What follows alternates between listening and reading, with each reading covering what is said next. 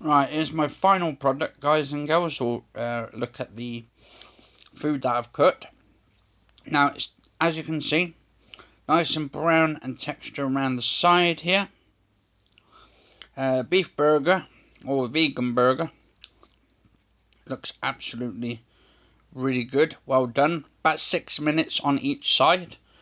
And then I did a sausage roll. And as you can see, golden brown and crispy there. 6 minutes aside as well, because I put the sausages, the vegan burgers, and the sausages in there, the beef burgers, and well, the chips took about 27-28 minutes, give or take. But as you can see, and my brother was moaning, my half brother I should say, was moaning because he said it's actually hard, which ain't. It's actually got a nice soft texture to it. Nice soft texture there. And obviously, if you leave it in longer, yes, you'll get a better texture, better sort of colouring on there.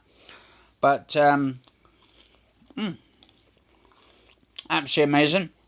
And he did say it was dry, and I said, well, the thing is because there's no cooking on it. And he goes, oh, I can't do it. And then he threw his chips out in the bag and all that. But that's up to him, whatever. He's cooking it with coconut oil. I'm not cooking it with coconut oil. I'm just doing it healthy lifestyle ones on here. So this is healthy vegan foods. A nice chip there. Absolutely, look at the crispiness on that chip. And I'll tell you what,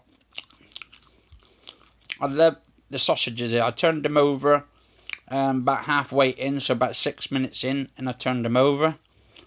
And look at that. Look at that brown texture on the... Oh, the brown texture. That looks amazing. Looks awesome.